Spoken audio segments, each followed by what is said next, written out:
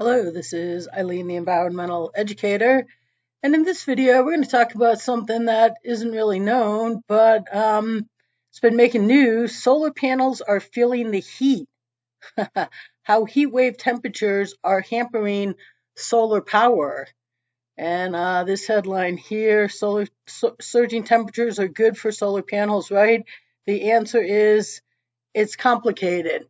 And actually, it's not really that complicated, as you'll find out here. But yeah, this is Fortune. There's such a thing as too much sun for solar panels, and Europe's solar industry is starting to buckle.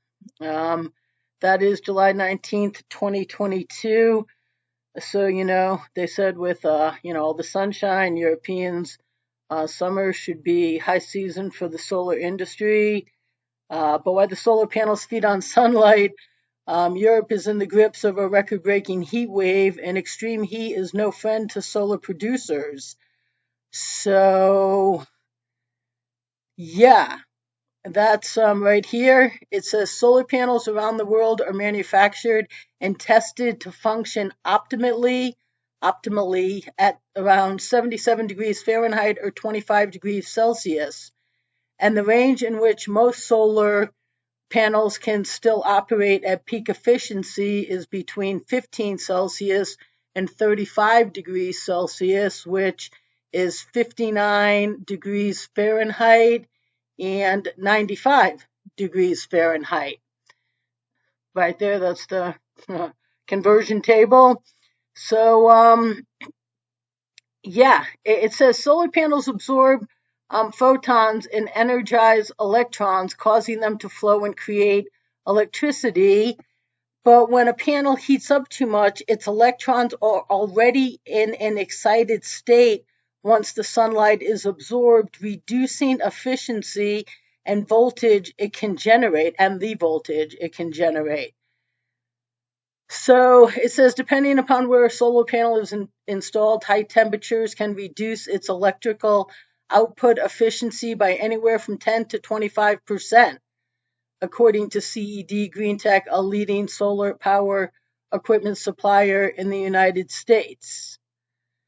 It says Solar Lakes, this is Alistair Buckley, a professor of organic electronics, and he says solar likes sunshine, but it doesn't like being hot. So, yeah, that's pretty interesting. It says the last few days have seen about 10% of Britain's electricity come from solar. The heat itself, however, brings down the efficiency of panels slightly, so we don't expect to set records. So it says the same thing can happen for nuclear and coal fired plants, mostly because of the amounts of cooling water. And so, they set up near the ocean or near rivers. But then at some point, when it's hot out, the rivers, the ocean heats up and the river waters heat up. And then, these are used for cooling. And then the water goes back out to the river, I believe. And so now that water's hotter because it cooled the equipment, but that heat temperature got transferred to the water. So, and that is causing problems over here. In this CNBC article, it says last week it was reported that a nuclear power plant in Switzerland was lowering its output in order to prevent the river that cools it from hitting temperature levels dangerous to the marine life. So, yeah, that water that they discharge back to the river heats up the river. So, it's all a fine balancing act. But they made that point that it's not only the solar panels, it's, your other forms of generating electricity can slow down when lose optimal efficiency when it's hotter outside. But right here in this article, it says for every degree either side of the 25 degrees Celsius that's optimal for producing solar electricity, it is lowered by about only 0.5%, though newer models have improved performance. So, for every degree, I'm assuming they're talking Celsius, outside of the 25, lower or upper, because of that range from 15 to 35 degrees Celsius, with 25 being optimal. The performance gets lowered. It's just because it doesn't like the heat, and it doesn't like it when it gets cooler.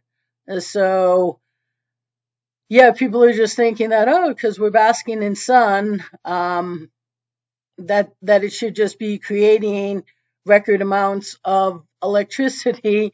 But as it turns out, that isn't the case. And right here in this CNBC article, it says it's marginally better for efficiency in the spring.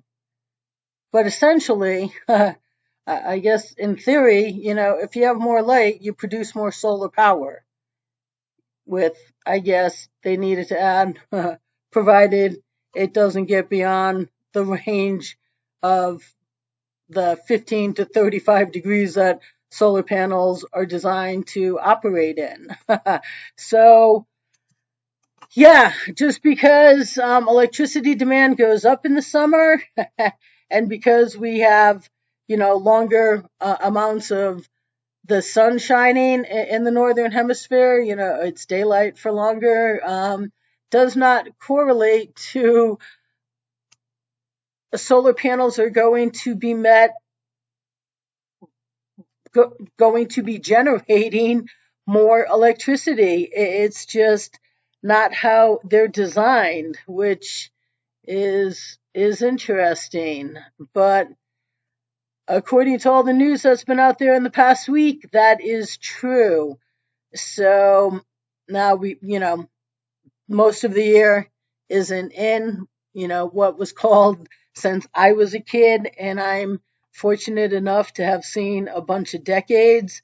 Way back when, it was called the dog days of summer at the height of summer. And it was hot back then, it's hot now, and you still get sun throughout the rest of the year when it's more optimal conditions for solar panels. So, what is that a public announcement thing they do? The more you know. Well, this is one of them, I guess. The more you know. So, just a little bit of trivia about solar panels and the solar industry, and stay tuned, people.